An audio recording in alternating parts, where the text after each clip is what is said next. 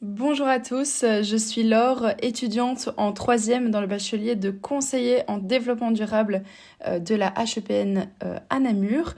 Donc dans le cadre de mon travail de fin d'études, je vais m'interroger sur la question suivante. Comment les projets de Smart Cities peuvent-ils contribuer à la transition des territoires locaux wallons vers un développement durable? Donc cette question sera traitée sous un format de TFE de terrain, en lien avec mon stage au Smart City Institute, donc un institut de recherche dédié aux territoires durables et intelligents. Je reviendrai sur ce point par la suite. Je tiens à préciser donc que cette question reste provisoire et qu'elle évoluera en même temps que mon stage se déroulera. Et je souhaite affiner ma question de recherche une fois intégrée au stage afin de mieux aligner celle-ci avec, d'une part, mes motivations personnelles et d'autre part, les connaissances et opportunités acquises sur le terrain. Et il en est de même pour mon plan actuel que je vais vous dévoiler. Donc voici le plan actuel de mon TFE. Alors ce TFE sera composé de deux parties. Donc la première partie c'est la partie analytique et la deuxième la partie pratique.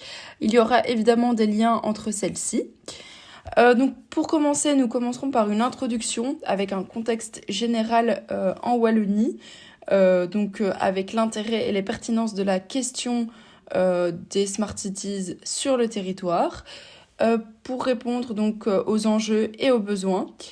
Et enfin, l'urgence de la transition des territoires wallons. En ce qui concerne la partie analytique, je vais y apporter des définitions clés sur le développement durable et la Smart City. Évidemment, faire un lien entre ces deux concepts, donc le développement durable au service de la Smart City. Ensuite, y apporter les objectifs des Smart Cities dans le développement durable.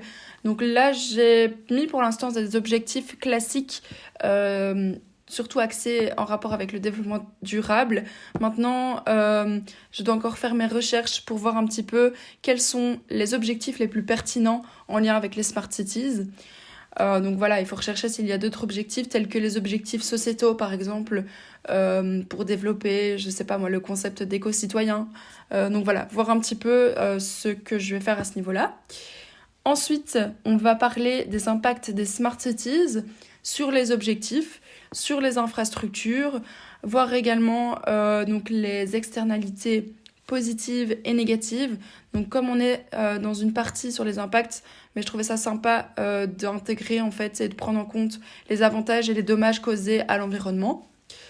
Ensuite, on va aussi parler donc de droit européen, belge et wallon, voir un petit peu quel est le cadre législatif des Smart Cities, quelles sont les politiques et plans d'action mis en place en Wallonie ou encore en Europe.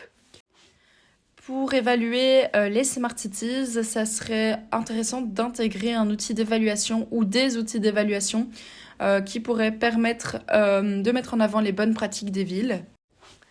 Alors ici, on arrive à la partie pratique. Donc là, ça serait intéressant de réaliser des études de cas en Wallonie. Durant mon stage, j'aurai l'occasion à plusieurs reprises d'évaluer et d'aller voir des exemples sur le terrain. Donc ce qui va me permettre de présenter en fait la ville avec la description des projets de celle-ci et enfin d'analyser les résultats observés. Pourquoi pas faire un lien entre la partie analytique et pratique avec l'utilisation d'outils d'évaluation précités au niveau de la théorie. Donc je ne sais pas encore, à voir. Le même travail sera réalisé pour une ville européenne. Ensuite, ce qui sera intéressant, c'est de faire une comparaison des approches et de faire des recommandations pour les acteurs wallons notamment.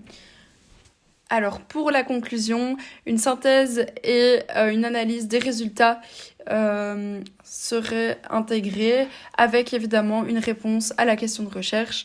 Et enfin, pour finir, les annexes classiques avec les différentes fiches, promoteur, plan provisoire, grille d'évaluation et j'en passe.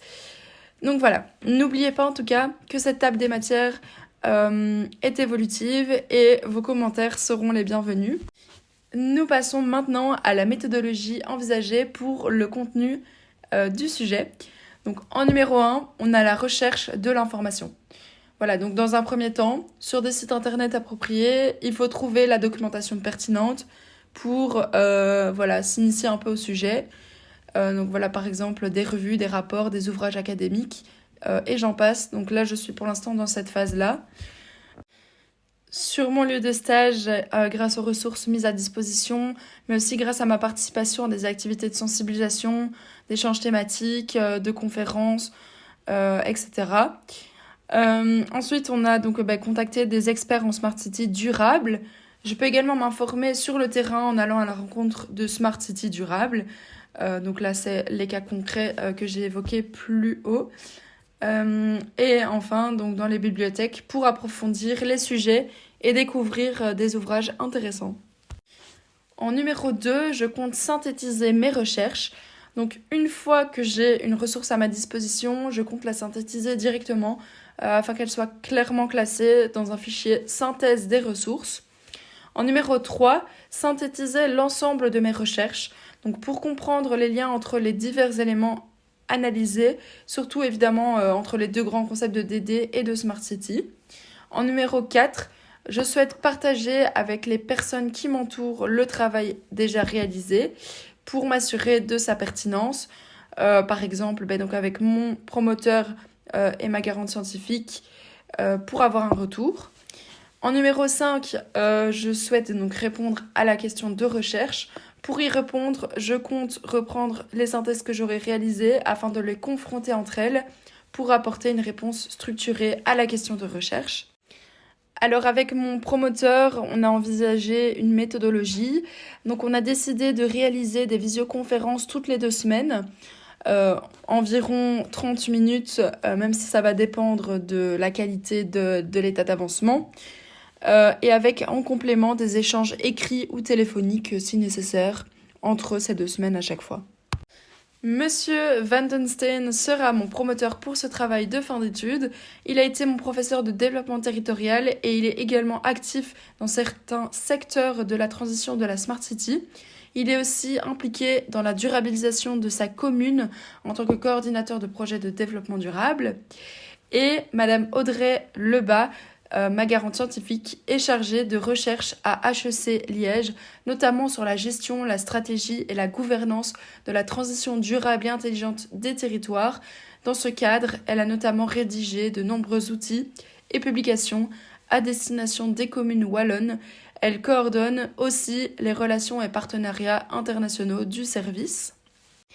J'ai déjà entrepris quelques petites recherches documentaires initiales, donc notamment la consultation de plusieurs documents sur le sujet des Smart Cities, la lecture d'un ouvrage spécialisé sur l'urbanisme circulaire, et alors dès la fin de la période d'examen, je pourrais me consacrer un peu plus à ce travail de fin d'études, tout en menant mes missions de stagiaire au Smart City Institute, missions qui seront étroitement liées avec ce travail.